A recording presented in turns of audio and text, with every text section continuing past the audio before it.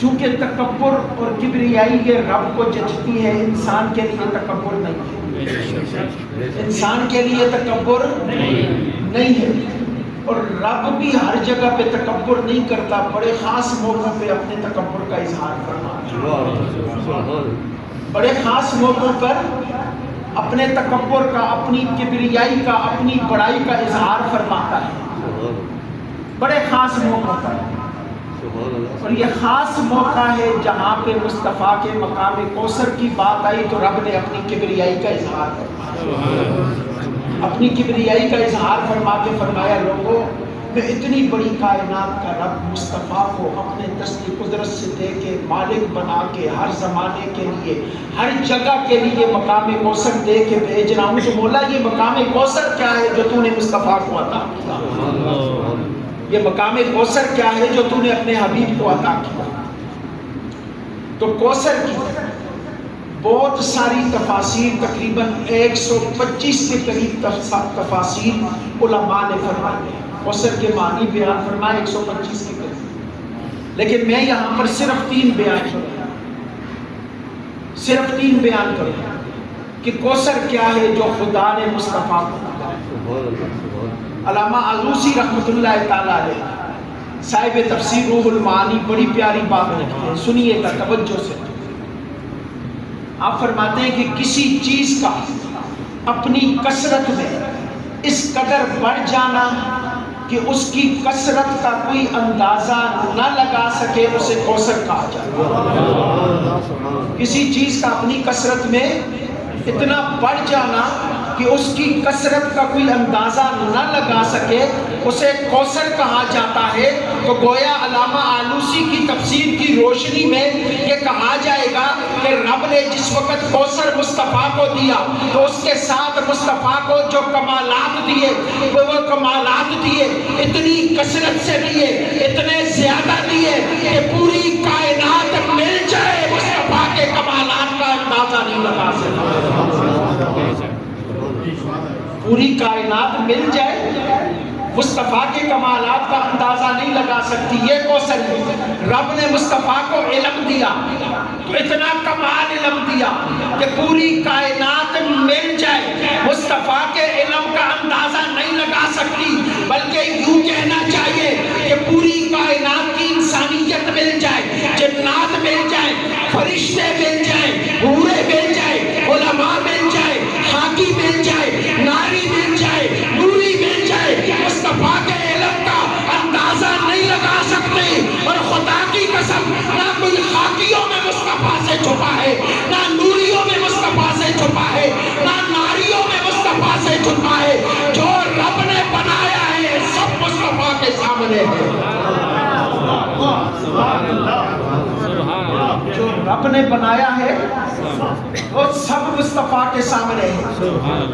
یہ مصطفیٰ کریم علیہ السلام کے کمال علم کا اظہار ہے، اور رب نے مصطفیٰ کو جو حسن کمال دیا، خدا کی قسم پوری کائنات مل جائے مصطفیٰ کے حسن کا مقابلہ اس چہرے پہ نا، جب حسان میں ذرا تھوڑی سی اپنے دل کی بھی بات کر کے بات آگے بڑھا، اس چہرے پہ جب حسان بن ثابت کی نظر پڑی نا تو بے اختیار فرما اٹھے وَأَحْسَنُ مِنْكَ لَمْ تَرَ وَأَجْمَلُ مِنْكَ لَمْ تَلِدِ النِّسَاءُ خُلِقْتَ مُبَرَّأً مِنْ كُلِّ عَيْبٍ كَأَنَّكَ قَدْ خُلِقْتَ كَمَا تَشَاءُ۔ اور اسی چہرے پر جس وقت امیر خسرو کی نظر پڑی کہنے لگے پری پہ کر نگارے سروقت لال رخسارے سراپا آفت دل بود شب جائے کہ منبودم۔ اور اسی چہرے پر جس وقت اعلیٰ حضرت کی نظر پڑی تو فرمانے لگے لم یاتی نظیر کا فی نظر مثل تو نشد پیدا جانا۔ اور اسی چہرے پر جس وقت تاجدار گولڈا کی نظر پڑی تو کہنے لگے سبحان اللہ ما اجملکا ما احسنکا ما اکملکا، کتے مہر علی کتے تیری صدا مستحقیاں کتے جالیا اس صورت نو میں جانا کا تے جا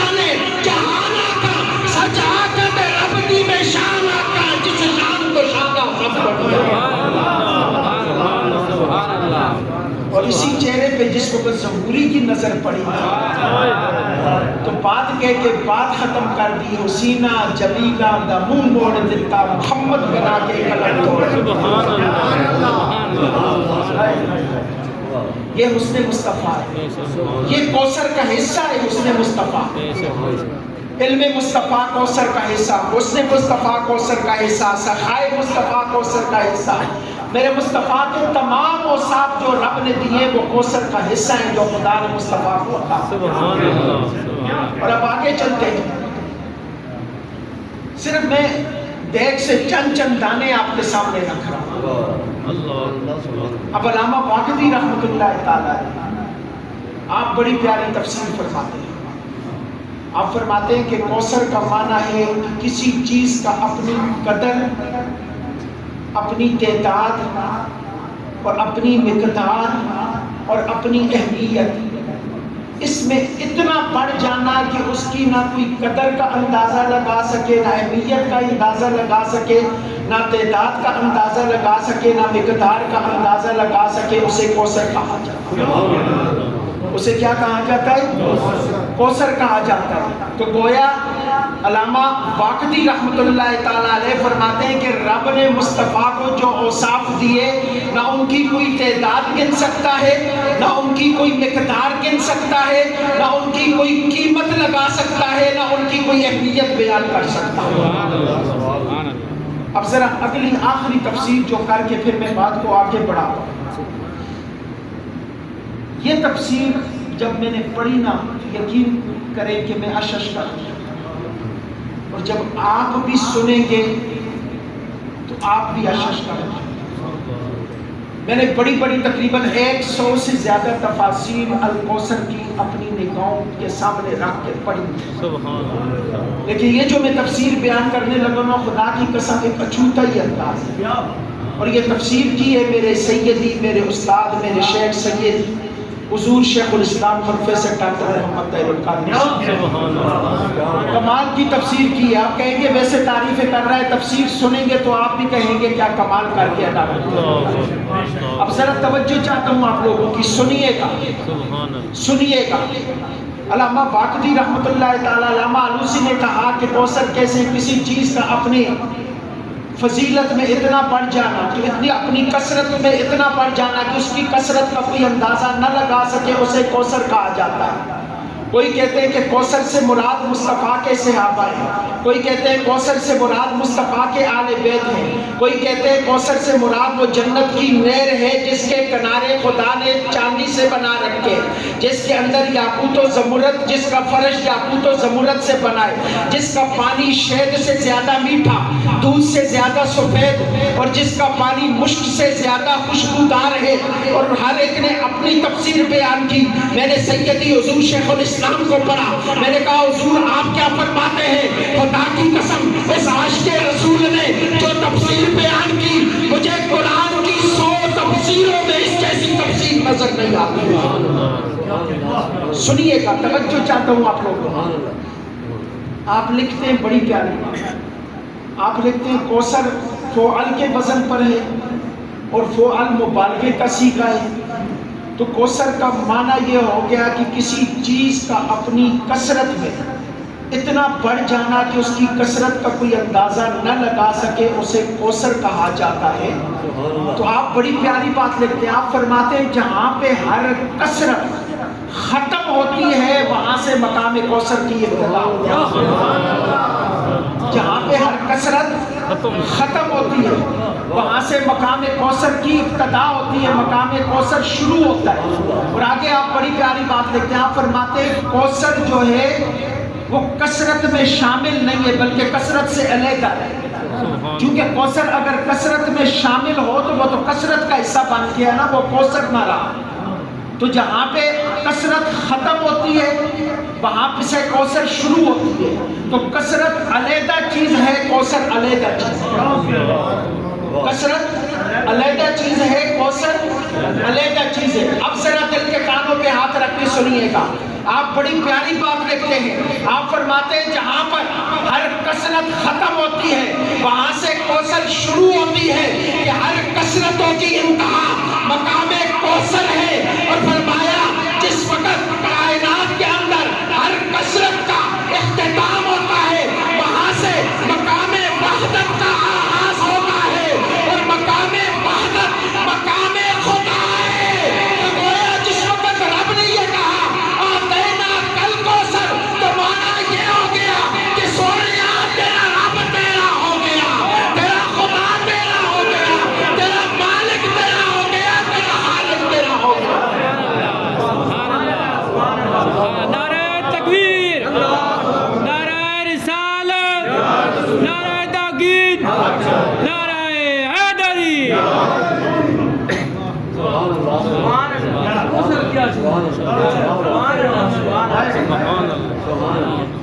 یہ کوثر ہے۔ حضور سیدی شیخ الاسلام آپ لکھتے ہیں نا کہ کوثر جو ہے یہ فعل کے وزن پر ہے، مبالغہ کا صیغہ ہے، جس کا معنی ہے کہ کسی چیز کا اپنی کثرت میں اتنا بڑھ جانا کہ اس کی کثرت کا کوئی اندازہ نہ لگا سکے، اسے کوثر کہا جاتا ہے۔ اور سیدی حضور شیخ الاسلام آپ فرماتے ہیں کہ جہاں پہ ہر کثرت ختم ہوتی ہے وہاں سے مقام کوثر شروع ہوتا ہے، جہاں پہ کثرتوں کی انتہا ہوتی ہے وہاں پہ مقام کوثر کی ابتدا ہوتی ہے۔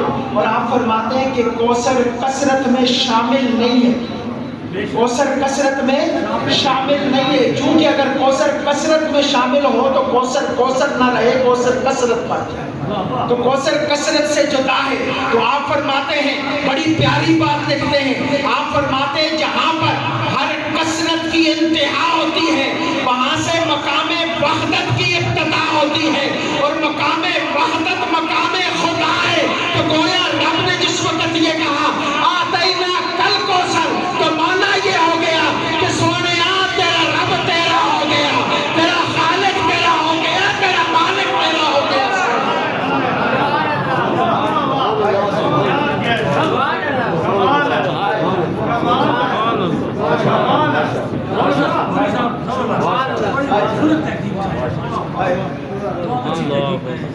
کیا بات فرمایا کہ سونیا تیرا رب تیرا ہو گیا، تیرا مالک تیرا ہو گیا، تیرا خالق تیرا ہو گیا۔ تو رب نے جس وقت یہ کہا نا انا اعطینا کل کوثر، تو رب یہ کہہ رہا ہے کہ سونیا میں کائنات کے سامنے اعلان کرتا ہوں کہ تیرا رب تیرا ہو گیا ہے، تیرا رب تیرا ہو گیا ہے، تو رب کا ہو گیا ہے۔ فرمایا سونیا اس سے مراد یہ ہے کہ جب رب تیرا ہو گیا تو ربوبیت کی ہر چیز تیری ہو گئی۔ سونیا جب مالک تیرا ہو گیا ملکیتیں تیری ہو گئی، جب خالق تیرا ہو گیا ساری مخلوق تیری ہو گئی۔ سبحان اللہ، سبحان اللہ، سبحان اللہ، ماشاء اللہ۔ سونیا جب مالک تیرا ہو گیا تو ساری ملکیتیں تو خود تیری ہو گئی۔ بے شک، بے شک۔ فرمایا جس وقت خدا تیرا ہو گیا خدا کی خدائی تیری ہو گئی، پھر سونیا ایسی نہیں، پھر عرشیوں پہ بھی تیری حکومت ہے، عرش پہ بھی تیری حکومت ہے، پھر فرشیوں پہ بھی تیری حکومت ہے، فرش پہ بھی تیری حکومت ہے، پھر ناریوں پہ بھی تیری حکومت ہے، نار پہ بھی تیری حکومت ہے، پھر جنتیوں پہ بھی تیری حکومت ہے، جنت پہ بھی تیری حکومت ہے۔ سونیا پھر اس کائنات کے اندر جو کچھ بھی موجود ہے ہر چیز پہ تیرے خدا نے تجھے حکومت عطا کر رکھی ہے، اور ہر چیز کو تیرے رب نے تیری ملکیت عطا کر رکھی ہے۔ اس وقت رب نے نا مصطفیٰ کو ملکیت دی نا، یا تو اب اتنا وسیع موضوع، اس سے آگے آپ خود سمجھ سکتے ہیں کتنا وسیع ہو گیا۔ اب اس پہ تو میں پوری رات دلیلیں دیتا رہوں، رات ختم ہو جائے گی، باتیں ختم نہیں ہوں گی ملکیت مصطفیٰ۔ صرف 2 دلیلیں دینے لگا ہوں، توجہ آپ لوگوں کی، بڑی پیاری بات، ایمان تازہ ہو جائے گا۔ رب نے جس وقت کہا نا سونیا میں رب تیرا ہو گیا، میں رب تیرا ہو گیا، تو سونیا میری تخلیق کردہ نور بھی تیرے ہو گئے اور سارے نوری بھی تیرے ہو گئے، نور بھی تیرے ہو گئے اور نوری بھی تیرے ہو گئے۔ کیسے؟ توجہ چاہتا ہوں آپ لوگوں کی، پہلی مثال نوریوں کی دینے لگا ہوں۔ جنگ بدر، جنگ بدر آقا کریم علیہ السلام کو فتح نصیب ہو۔ آسمان سے فرشتے آئے، 1000 فرشتے جبرائیل کے ساتھ میرے آقا کے دائیں کھڑے ہو گئے، میرے آقا کے پیچھے کھڑے ہو گئے۔ 1000 فرشتے میکائیل کے ساتھ میرے آقا کے دائیں کھڑے ہو گئے، 1000 فرشتے اسرافیل کے ساتھ میرے آقا کے بائیں کھڑے ہو گئے۔ بدر بپا ہوا، آقا کو فتح نصیب ہو گئی، دشمنان اسلام کا منہ کالا ہو گیا، ختم ہو گئے، مال غنیمت لٹ گیا، اب جدا ہونے کا وقت میدان بدر سے۔ تو صحابہ فرماتے ہیں، بڑی پیاری روایت، اب دل کے گانوں سے سنیے۔ صحابہ فرماتے ہیں جبرائیل امین میرے آقا کے سامنے حاضر ہوتے ہیں، اور اس حال میں حاضر ہوتے ہیں کہ آپ نے ہاتھ میں نیزہ پکڑا ہوا ہے، سرخ رنگ کی گھوڑی پہ سوار ہیں، اور اپنی زرہ اتار کے آپ نے گھوڑی پہ رکھی ہوئی، اپنی زرہ اتار کے آپ نے گھوڑی پہ رکھی ہوئی ہے، ہاتھ میں نیزہ ہے، سرخ رنگ کی گھوڑی پہ سوار ہے، جبرائیل امین بارگاہ نبوت میں حاضر ہوتے ہیں۔ اب دل میں یہ خیال پیدا ہوتا ہے، توجہ آپ لوگوں کی، دل میں یہ خیال پیدا ہو جبرائیل کو نیزے کی کیا ضرورت ہے؟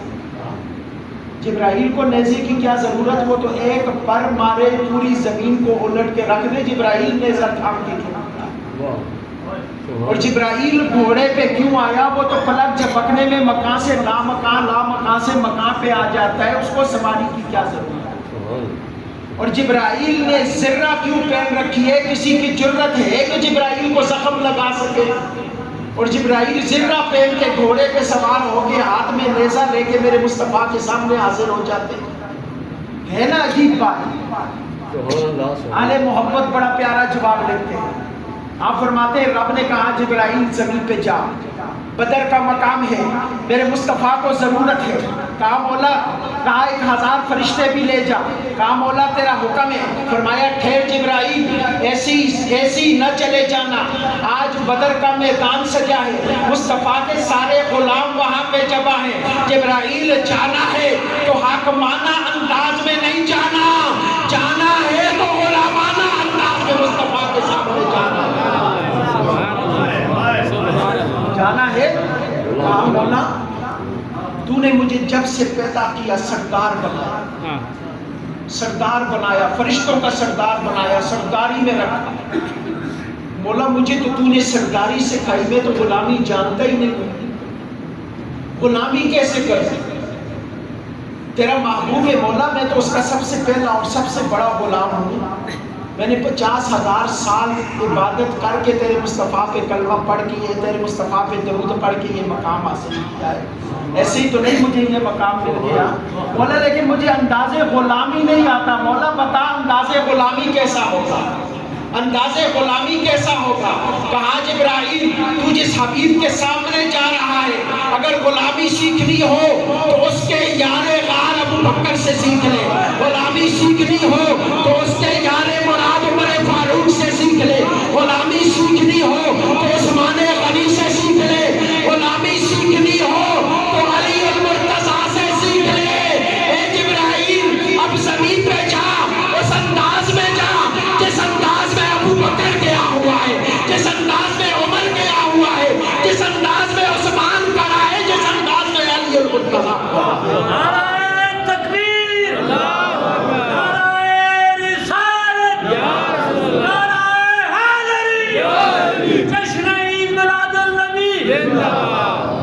جس انداز میں علی المرتضیٰ ہے، جبرائیل نے نظر کری، کہا گھوڑے پہ سوار ہے، گھوڑا لے آؤ، ہاتھ میں نیزہ ہے، ہاتھ میں نیزہ لے آؤ، زرہ پہنی ہے، زرہ لے آؤ، مولا یہ انداز درست ہے؟ فرمایا ہاں جبرائیل یہی انداز مصطفیٰ کے غلاموں کا ہے، آج تو بھی بدر میں اسی انداز میں جا، آج بدر میں تو بھی اسی انداز میں جا، اور خبردار اس وقت تک واپس نہ آنا جس وقت تک مصطفیٰ اجازت نہ دے۔ جبرائیل ہاتھ باندھ کے عرض کرتا ہے کہ یا رسول اللہ اگر اجازت ہو تو جبرائیل آسمانوں پہ واپس چلا جائے۔ فرمایا جبرائیل پوچھتا کیوں ہے؟ فرمایا یا رسول اللہ رب نے کہا تھا کہ جس وقت تک میرا حبیب اجازت نہ دے جبرائیل پلٹ کے آسمانوں کی طرف نہیں آنا۔ یا رسول اللہ آپ اجازت دیں گے تو جبرائیل کے لیے آسمانوں کے دروازے کھولیں گے۔ آپ اجازت دیں گے تو تب جبرائیل کے لیے آسمانوں کے دروازے کھولیں گے. یہ مصطفیٰ کی ملکیت ہے. سبحان اور آخری بات سنیے گا. باتیں تو ابھی اور بھی بڑی ہیں, دل تو کرتا ہے کہ کرتا چلا جاتا ہے. بڑی پیاری بات ہے. یہ تو نوریوں کے مصطفیٰ کی حکومت ہے. ذرا آؤ اب نور کی بھی داستان سن لیتے ہیں کہ نور پہ مصطفیٰ کی کیا حکومت ہے. آپ میں سے جنت کون کون گیا ہے؟ جنت کون کون گیا ہے؟ اچھا عمرہ کس نے کیا ہے؟ ریاض الجنت میں گئے, وہی تو جنت ہے نا. جنت کون کون گیا ہے؟ اب ہاتھ کھڑا کر. الحمدللہ.